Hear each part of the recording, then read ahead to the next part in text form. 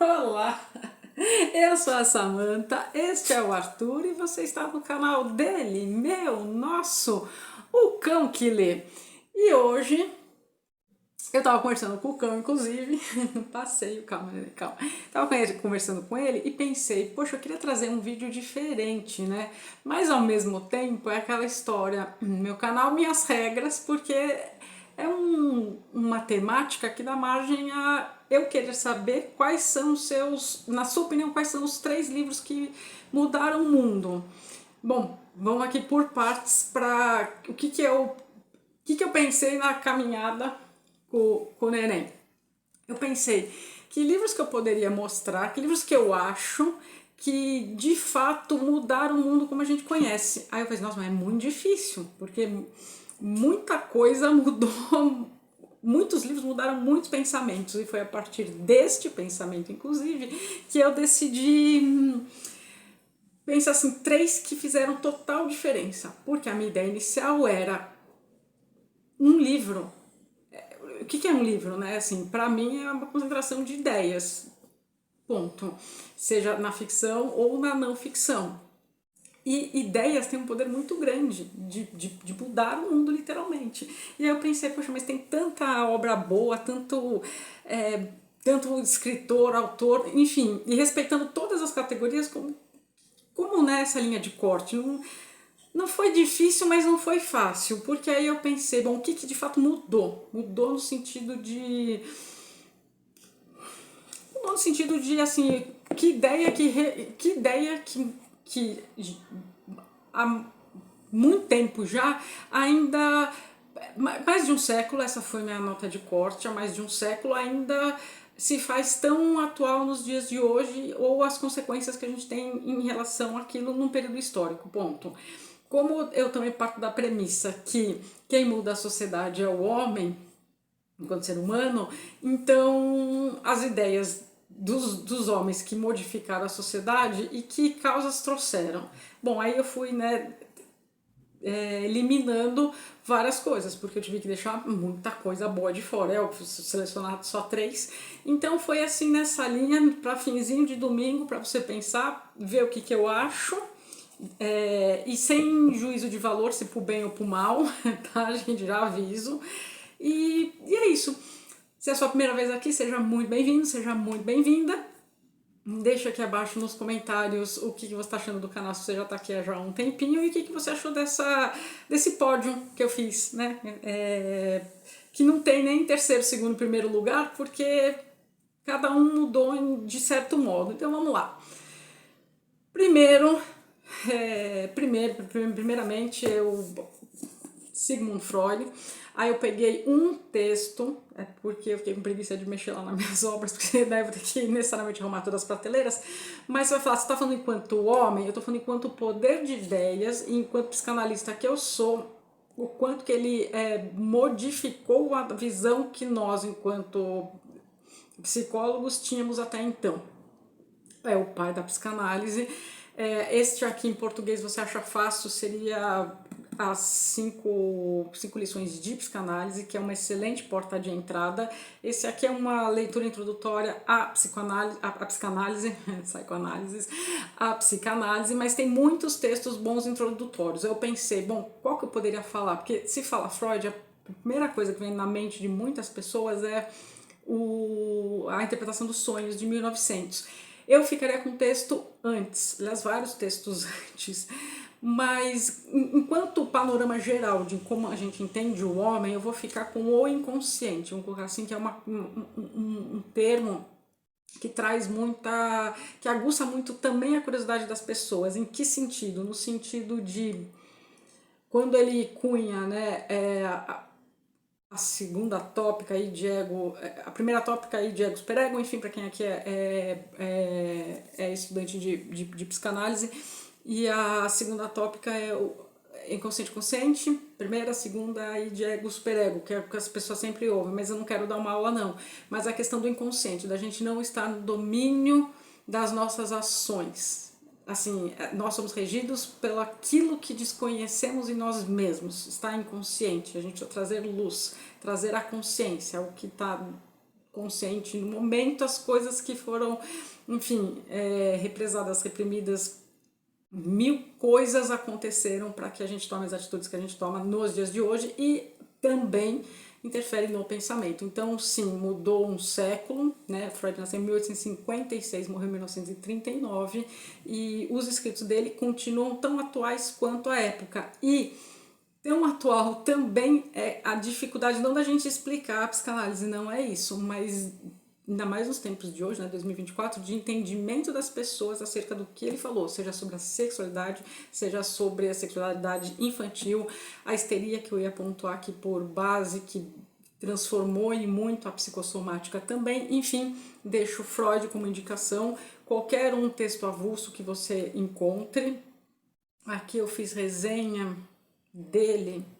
Não, eu não fiz resenha, eu falei do Le Bon, a psicologia das multidões, mas ele tem também a psicologia das massas, o ego as massas e o ego, enfim, que ele se baseou sim no estudo do Le Bon, então tem vídeo aqui no canal se você quiser assistir.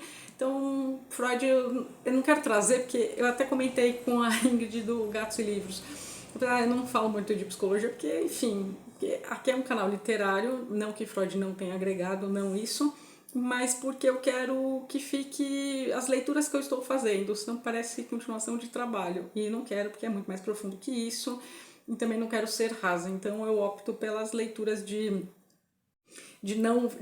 ficção e de não ficção mais voltadas para a política, que é uma coisa que eu gosto muito, que enfim, tem aqui até meus projetinhos paralelos, não esqueci de nenhum deles, mas está aqui. Então, Freud, enquanto homem, mudou sim, mas enquanto o que ele deixou de legado para os psicanalistas da época e para nós, os neopsicanalistas. Enfim, então tá aqui.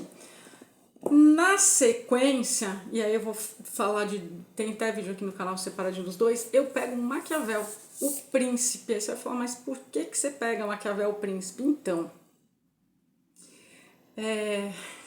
muitas coisas aqui. Me veio, enquanto eu estava passeando com o cão, não vou mexer porque senão vai desarrumar aqui. Eu queria que ele aparecesse, mas o cão faz tudo para não aparecer, faz. Enfim, paciência. Porque o Príncipe é um livro de 1500, né, que Napoleão Bonaparte leu, e eu sempre fiquei me questionando, depois que eu soube que ele tinha lido, essa edição que está aqui é a não comentada, mas tem versões com comentários de Napoleão, que ele foi lendo O Príncipe de Maquiavel e foi fazendo as anotações embaixo. É um livro muito interessante, mas se você nunca leu, pegue sem as anotações dele, que dá uma contaminada, querendo ou não. Enfim, isso eu acho que eu falo aqui nessa resenha, que foi uma das primeiras aqui do canal ano passado. Príncipe Maquiavel, então, Napoleão, fico me questionando, se ele não tivesse lido O Príncipe, teria ele feito as coisas que fez? Né? Porque dá margem a... O que é o príncipe? O príncipe é o governante, o prefeito, o presidente, enfim. Foi um livro escrito para ser dado de presente, e ele foi dado de presente, e é um manual de como alcançar o poder e nele se manter. E ao mesmo tempo que tem essa dica para todo político alcançar o poder, a gente tem também a questão de Maquiavel alertando a gente enquanto povo, enquanto população, na questão de o que eles fazem. Então aqui a gente tem muita questão da virtude e da fortuna, não é essa fortuna, a fortuna como a roda da fortuna, os bons tempos, os ventos da mudança, como usar aquilo a favor da situação. E a virtude, o que um homem político precisa ter, precisa saber, precisa fazer, enfim. E aqui tem-se este manual, que se a gente está falando de 1500, a gente está falando de pelo menos 500 anos. E aqui são parênteses, tá? Porque eu ainda fiquei assim tentada até em colocar a Bíblia aqui no meio. É que eu não quero enveredar também por este lado. Mas por que a Bíblia? Porque também ela mudou muito os homens, a população, a sociedade, enfim. Eu tava aqui até olhando, né? Eu acho que eu não mencionei, né? Arrumei aqui ainda meu cantinho desde o último vídeo. Eu não mencionei a apologia de Sócrates quando eu fiz este vídeo. Para quem gosta da teoria da conspiração, eu fiz esta resenha, mas assim, né? Eu mencionei, o Sócrates morreu para dar em nome da verdade do que ele acreditava, e ele não escreveu nada, quem escreveu foram os discípulos, principalmente Platão, há 400 anos antes de Cristo. Se a gente olhar bem, 400 anos depois, a história meio que se repetiu em outra escala, né? No sentido, Jesus também não escreveu nada, e quem escreveu foram seus discípulos, e ele também morreu pela verdade dele. Então, para quem gosta de conspiração, de plágio, etc e tal, fica aí, não falei aqui, mas pensei também, porque bem, o mal mudou, se mudou, né? Muda toda uma geopolítica, inclusive. Mas não coloquei a Bíblia porque eu quis me pegar nessa questão. Mudou o pensamento do homem sobre o homem. E não estou indo para também as outras questões de universo, de...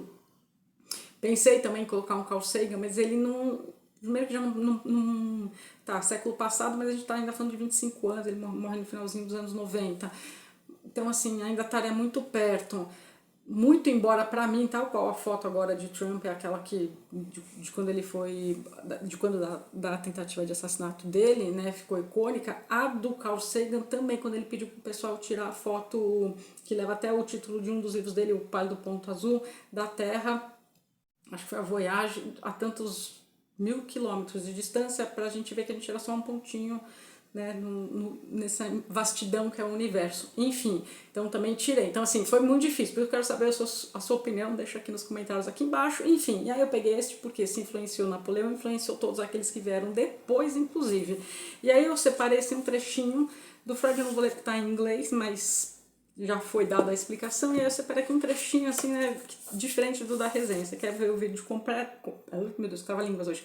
Se você quiser assistir ao vídeo completo, dê uma olhadinha no vídeo.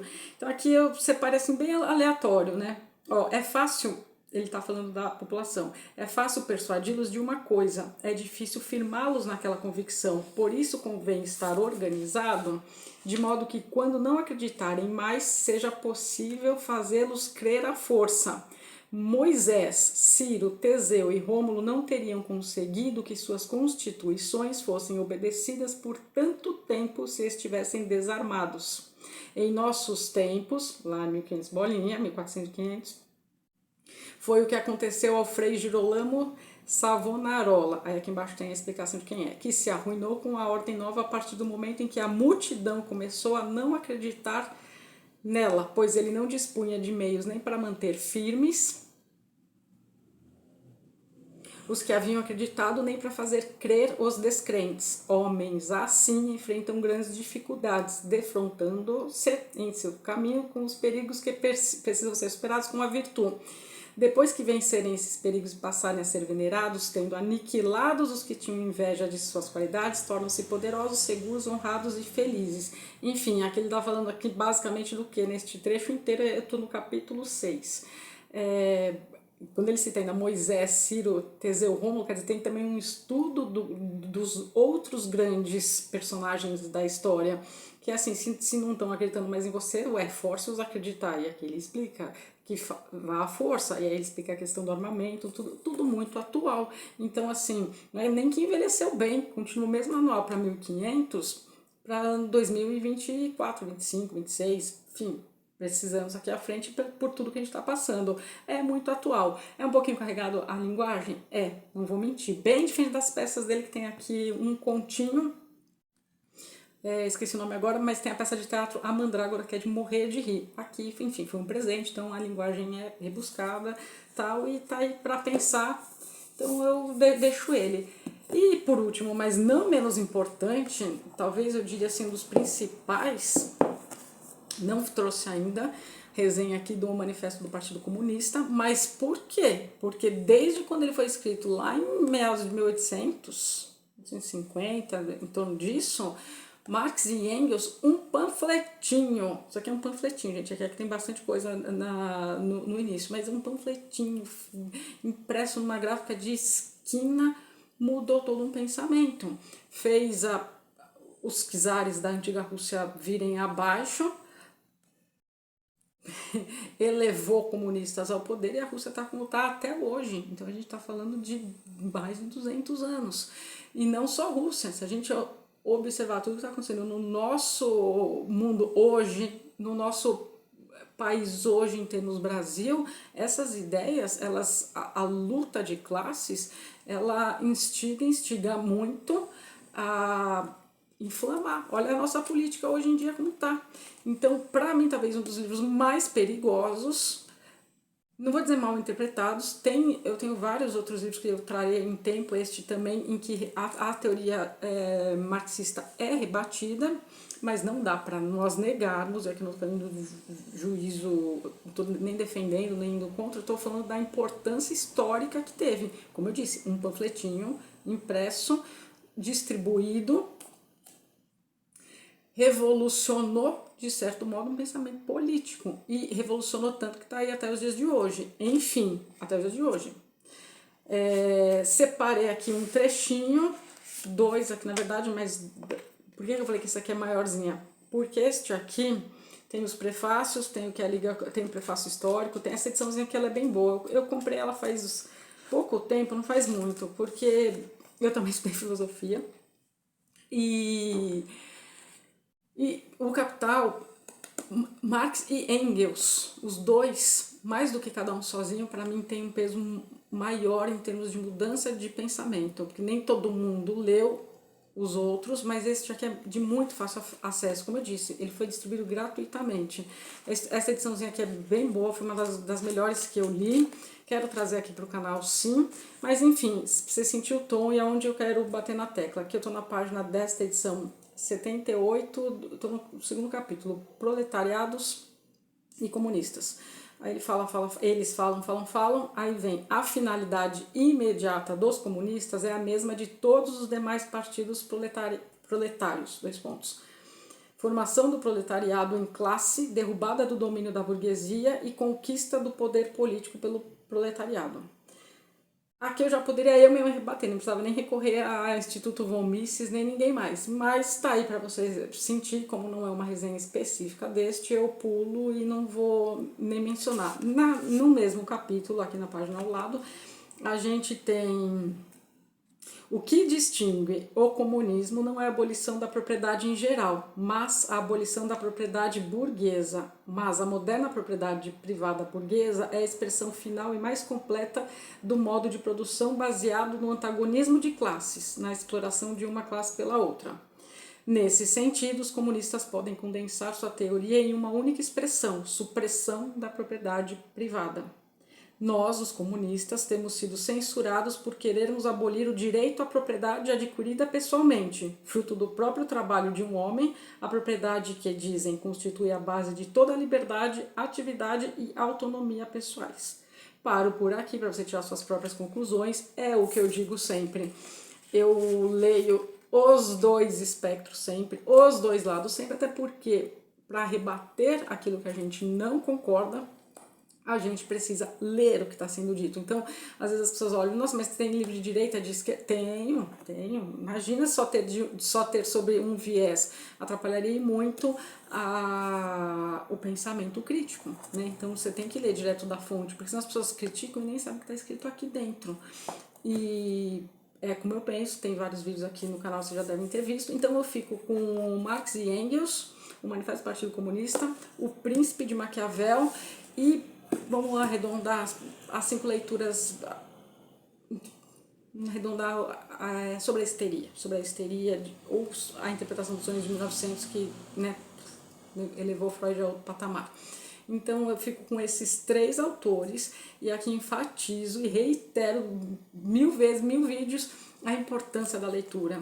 Então, assim, se não fosse um panfletinho, um livrinho de presente e um pensamento de um doutor, a gente... Primeiro que não teríamos acesso hoje, né? Seria aquele repasse no verbal e hoje a gente tem acesso no original de cada um deles. E a gente consegue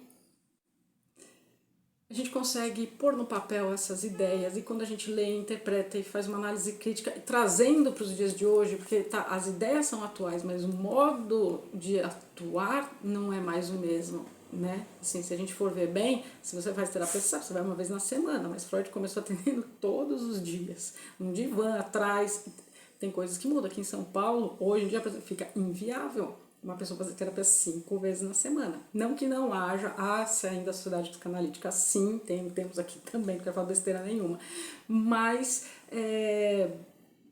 o corre-corre do dia a dia, enfim, né? Então, assim, a gente deu uma não melhorada, não aperfeiçoada, não é esse o termo, mas modernizada na técnica, eu diria isso, né?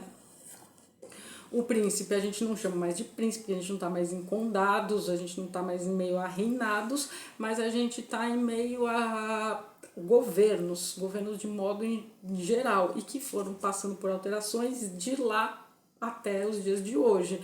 As constituições, tudo, de todos os grandes países, as grandes revoluções, enfim, muita coisa ainda aconteceria depois de 1500. Se você for ver bem, ele estava escrevendo, o Brasil estava sendo, aspas, descoberto, né? Segundo os registros oficiais de história, tá, o Brasil é descoberto em 1500, ele está escrevendo isso aqui no final dos anos 1400 para início de 1500, quer dizer, olha quanta coisa, né? O Brasil ainda era neném.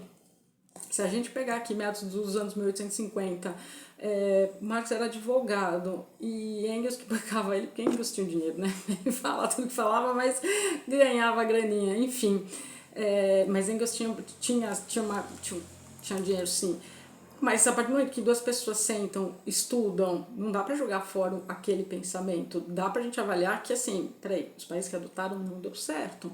E aqui, eu tô até aqui olhando, não duas utopias que eu gosto muito, o Cântico da Ayn Rand e do Eugene Richter, Cenas de um Futuro Socialista, enfim, para mim ele está sendo duas distopias. Então, assim, tiveram a ideia, isso é muito legal, porque dois pensadores, isso eu não tiro crédito nunca, mas foi já implantado. Deu certo? Não deu certo, então não funciona. Os países que estão, olha aí, vou trazer essa semana ainda vídeo sobre a Venezuela, vídeo resenha da Venezuela, que eu já estou devendo há um tempão e agora com tudo isso está acontecendo. Enfim, então por isso, por ter mudado tanto padrão, e este aqui ainda para mim foi um divisor de águas no sentido de, olha, né, falei, os czares caíram, a Rússia ficou como a gente não conhece hoje não, porque depois a gente teve a União Soviética, então a gente teve a Rússia como uma superpotência e todos os países satélites no entorno. Hoje, Cuba é comunista, tá lá, e tantas outras coisas que eu poderia citar, mas não quero ficar no bate-bola, que isso aqui não é um programa de comentário de futebol literário, mas nesse sentido. Então, assim, a gente teve grandes ideias. Esta, para mim, é a importância fundamental de livros, de ler, por isso que isso, para mim, é tesouro, que eu sempre quero mais, e ler o máximo para a gente poder não ir com uma massa, para a gente poder fazer essas associações, como eu disse no início do vídeo. Enfim, então tá aí um videozinho diferente, de finzinho de domingo, ou qualquer outro dia que você possa estar assistindo. Deixe-me aqui nos comentários quais são os seus 3 grandes livros que mudaram de certo modo, na sua opinião, é claro, o mundo, ou como a gente enxerga o mundo, enfim. E aí depois eu vejo se eu faço dos pensadores ou só da psicologia, enfim. Deixa aí as ideias, que eu leio todos os comentários, fico muito feliz com cada comentário escrito. Nós já somos 1.789 pessoas até o início deste vídeo. Então, muito obrigada. Se você não é inscrito, se inscreva. Dá uma olhadinha aqui no canal, checa, porque o YouTube andou desinscrevendo umas pessoas. Deixa um like, ou se você não gostou, pode deixar também. Não tenho crise com isso.